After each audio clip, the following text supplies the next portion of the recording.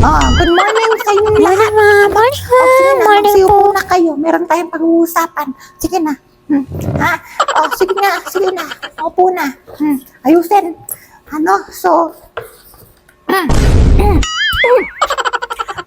Masakit yung lalamunan ko, Pero dahil kahit nga masakit yung lalamunan ko, pumasok pa rin ako sa inyo as your subject teacher sa final sem, So, lahat naman kayo siguro informed na last kayo ay final sem na kayo lahat, So, as a class advisor ninyo or subject teacher sa iba't ibang mga subject so wala naman akong may pagkakais sa inyo kundi itong kagandahan ng puso ko.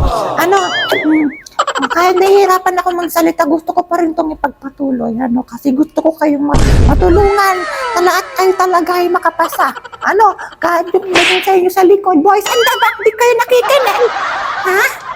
Special informant, di kayo nakikinig dyan. Ay, nako.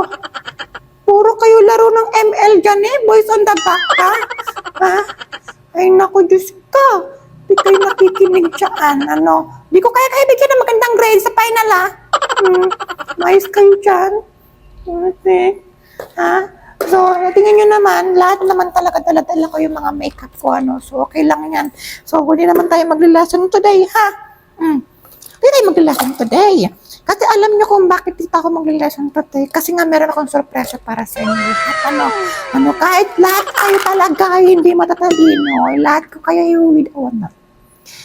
May chance yun. Depende na lang yun sa mga performance nyo sa isang subject. Sa ibang subject na hindi naman ako yung may hawak. Wala talaga ako magagawa doon. Ay, syempre, hindi ako alam nga naman, i-convince ko ibang teacher ko na ipasa kayo, with honor kayo. Ako lang naman yung pinakamabait sa teacher ninyo.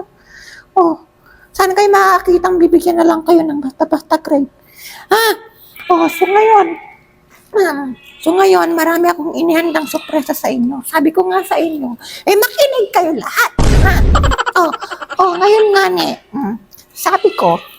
sabi ko sa inyo, final semester na, maghiwa-hiwalay na tayo. Kayo naman, meron dyan magta-transfer, di ba? Ikaw, Justin, di ba magta-transfer ka? Yes po, ma'am.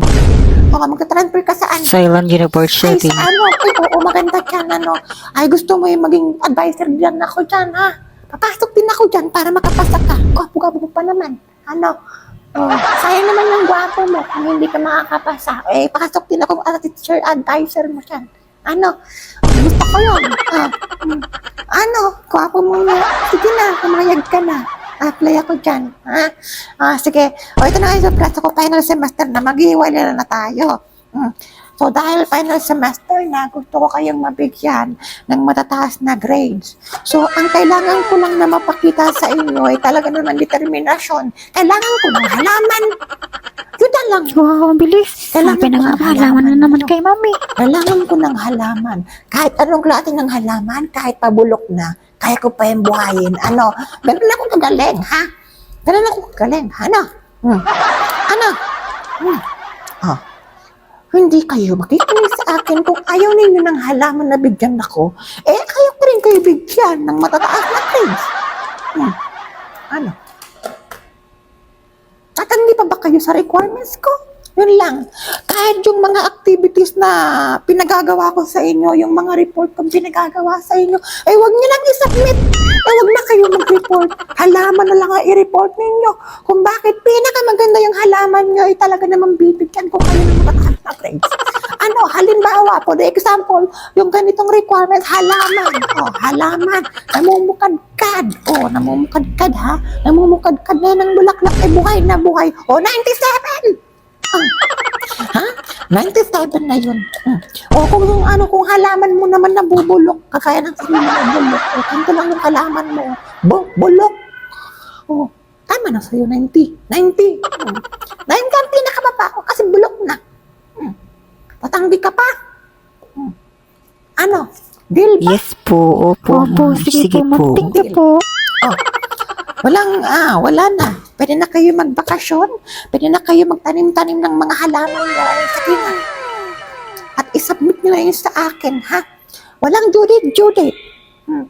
Basta bago magtapos yung ating final semester, makapasa kayo. Paano naman kung tapos na yung final semester? Pinaghintay niyo pa ako. Okay. Tatanungin niyo ako, pwede mag-submit ng requirements na yan sa bahay ko. Ay, syempre, pwede yan, O hanggat maaari, hanggat di pa ako nakakapasa ng mga grades ninyo, mag-submit kayo ng halaman, ha? O, sige na, mga anak. Sige na, mag-relax na kayo sa subject ko. Lahat ng subject ko, halaman ng requirements ninyo. Depende sa ganito. Ha? Sige na, relax na kayo. Bye-bye.